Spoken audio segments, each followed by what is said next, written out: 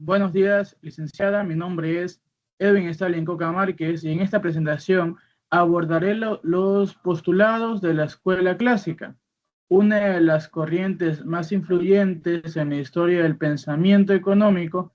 A lo largo de estas diapositivas veremos su contexto, sus ideas centrales y sus principales autores y su vigencia en la actualidad.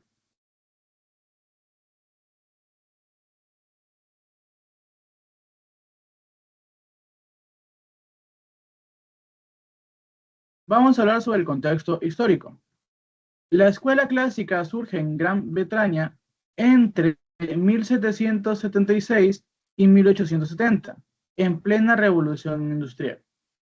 Representa una ruptura con las corrientes anteriores, frente al mercantilismo, que medía la riqueza en oro y plata, y frente a la fisiocracia, que la veía solo en la tierra. Los clásicos sostienen una idea nueva y poderosa, que es la verdadera riqueza de una nación nace del trabajo y de la producción, y se multiplican con la libertad de los mercados.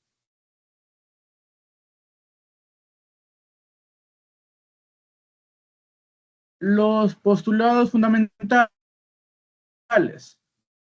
La escuela clásica se apoya en 4 postulados fundamentales. Primero, la mano invisible. Cuando cada persona busca sus propios intereses sin proponérselos, termina ordenando el mercado y beneficiando al conjunto. Segundo, el laissez-faire, es decir, la libertad económica y la mínima intervención posible del Estado. Tercero, la teoría del valor del trabajo.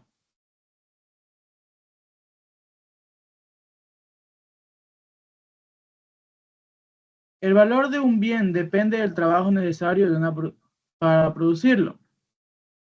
Y el cuarto, la división del trabajo que mediante la especialización mantiene la producción y con ella la riqueza.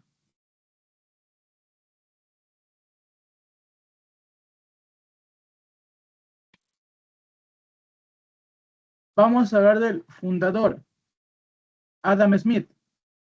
El fundador de la escuela es Adam Smith, economista escocés que en 1776 publicó La riqueza de las naciones, obra que da origen a la economía política moderna.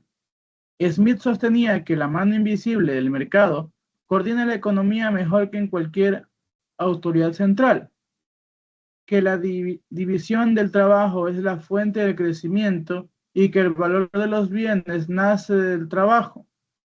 Fue un firme defensor del libre mercado.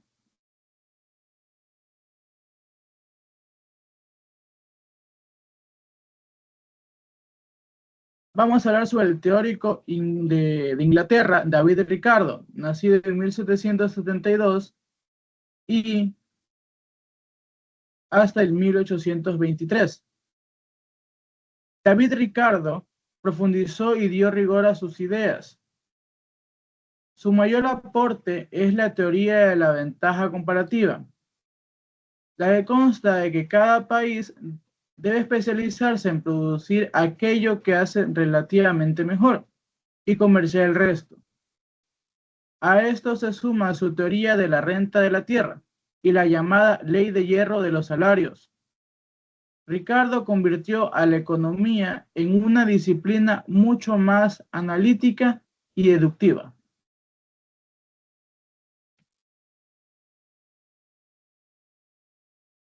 A continuación hablaremos del demográfico de Inglaterra, Thomas Malthus, nacido en 1766 hasta su fallecimiento en 1834.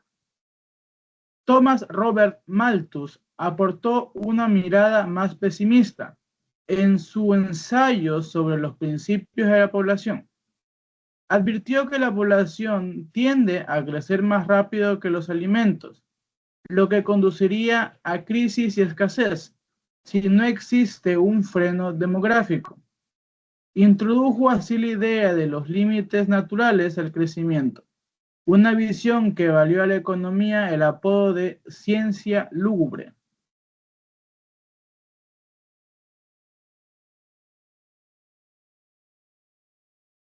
Otros clásicos relevantes, quienes complementaron a la corriente. Tenemos a Say y Mill. La corriente se complementa con otras dos figuras, que son las antes mencionadas, que son Jean-Baptiste Say, en Francia, formuló la famosa ley de Say. Toda oferta crea su propia demanda, y difundió las ideas de Smith por Europa. Y John Stuart Mill sintetizó todo el pensamiento clásico, abriendo además la puerta de las reformas sociales. El hilo común entre todos ellos es la fe en el orden natural y en la libertad de los mercados.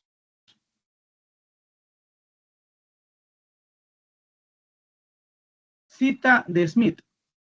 Esta idea queda perfectamente resumida en la frase más célebre de Adam Smith, que es: no es de benevolencia del carnicero de la que esperamos nuestra cena, sino de nuestro propio interés. Es una sola frase. Smith explica cómo el interés individual mueve toda la economía.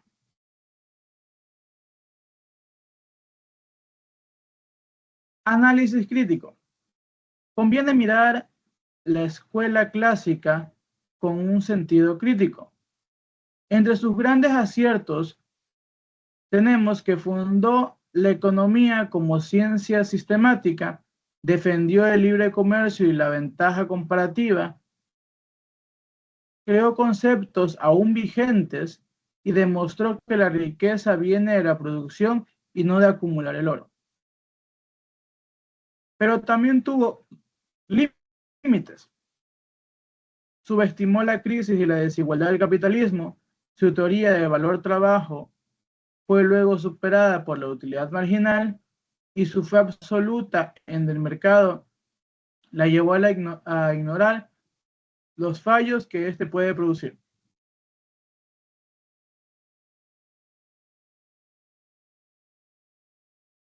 Bibliografías. Para elaborar mi presentación consulté fuentes académicas bajo las normas APA, incluyendo las obras originales de Smith y Ricardo y manuales de la historia del pensamiento económico de Ekelund y Ebert,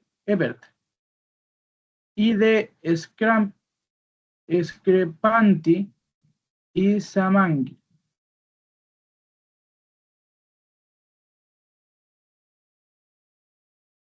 En conclusión, de la escuela clásica, centró la base de la economía moderna de la mano invisible de Adam Smith al funcionamiento de los mercados actuales, según ideas siguen presentando en cómo entendemos hoy la economía. Muchas gracias por su atención.